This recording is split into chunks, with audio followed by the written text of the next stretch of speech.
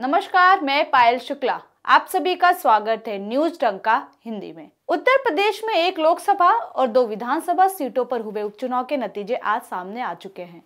जहां समाजवादी पार्टी अपनी मैनपुरी लोकसभा सीट को बचाने में कामयाब रही, तो वहीं खतौली सीट पर हुए विधानसभा उपचुनाव में गठबंधन प्रत्याशी मदन भैया ने बड़ी जीत हासिल की है। हालांकि बात यदि आजम खान के गढ़ की करें तो यहाँ बीजेपी का कमल खिल चुका है। रामपुर विधानसभा उपचुनाव के लिए बीजेपी ने आकाश सक्सेना पर भरोसा जताया, जो कि एक सही निर्णय साबित हुआ। इस सीट पर हुए उपचुनाव में भाजपा ने बड़ी जीत दर्ज की।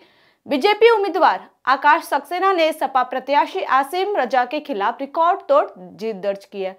आकाश सक्सेना ने सपा प्रत्याशी आसिम रजा को 33,000 से भी ज्यादा वोटों से हरा दिया है। उपचुनाव मतगणना के दौरान आसिम रजा 19वें चक्र तक करीब 7,500 मतों से आगे रहे, लेकिन 21वां चक्र आते आते भाजपा उम्मीदवार सक्सेना ने करीब 12,000 मतों से बढ़त बना ली और इसके बाद वह नहीं पिछड़े। बता दें कि भाजपा की सरकार आने के बाद आजम खान कई सारे मामलों में फंसे हुए हैं। नफरती भाषणों के चलते कई मामले कोर्ट में विचाराधीन हैं और कुछ मामलों में तो उन्हें दोषी भी करार दिया जा चुका है। जिन मामलों में वो दोषी करार दिए गए थे, उनमें से एक मामले में उनकी विधायकी भी जा चुकी है। विधायकी जाने के बाद ही रामपुर विधानसभा सीट पर उपचुनाव की नौबत तक आ गई थी।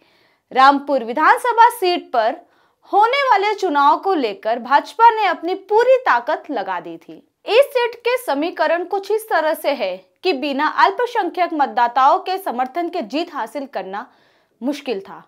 इस वजह से भाजपा ने सपा के अल्पसंख्यक वोट बैंक में सेंध लगाने के लिए अपने उन मंत्रियों और पदाधिकारियों को मैदान में उतार दिया था जो इस वर्ग से ताल्लुक रखते थे। हालांकि सपा के कई नेता उपचुनाव से पहले ही भाजपा में शामिल हो गए थे, जिनमें आजम खान के कई करीबी भी है।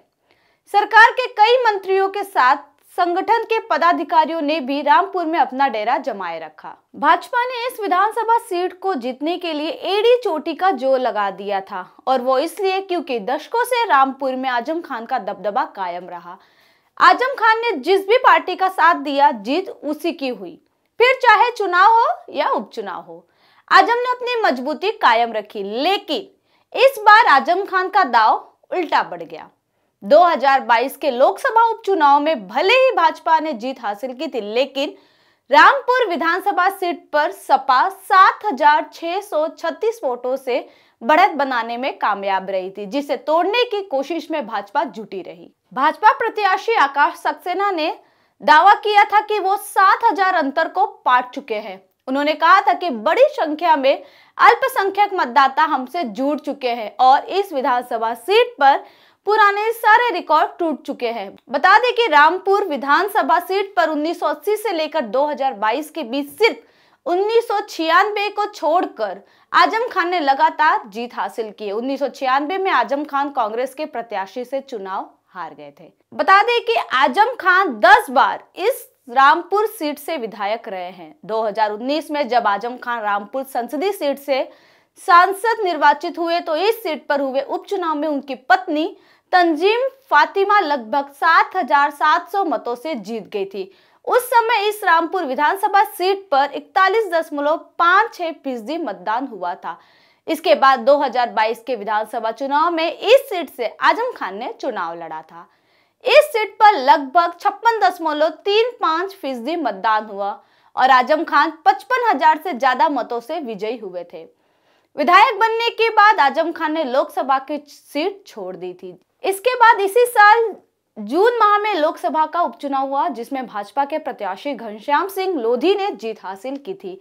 घनश्याम लोधी ने 42,192 वोटों से सपा को हराया था। इस लोकसभा उपचुनाव में लगभग 42% मतदान हुआ था, लेकिन इस बार रामपुर विधानसभा सीट पर यह आंकड़ा 31.49% के स्तर पर ही रहा। रामपुर विधानसभा सीट पर करीब 3,87,000 मतदाता है। इसमें पुरुष मतदाता 2,05,000 और महिला मतदाता 3,87,000 है। रामसभा सीट पर सबसे ज्यादा मुस्लिम वोटर है, जिनकी संख्या करीब 80,000 है। तो वहीं दूसरे नंबर पर वैश्य 35,000, फिर लोधी 35,000, एससी 15,000 और यादव 10,000 वोटर है। हालांकि लोकसभा उपचुनाव हारने के बाद सपा ने रामपुर की विधानसभा सीट भी गंवा दी है, जिसके साथ ही रामपुर की संसदीय और विधायी राजनीति में आजम खान के युग का पूर्ण रूप से समापन हो चुका है। आपको मेरा वीडियो कैसा लगा कमेंट सेक्शन में जरूर बताएं। साथ ही हमारे चैनल को लाइक, सब्सक्राइब और शेयर करना न भूलें। फिलहाल के लिए इतना ही। जल्द ही एक नई जानकारी के साथ पुनः उपस्थित होंगी। तब तक के लिए मुझे दीजिए इजाजत। धन्यवाद।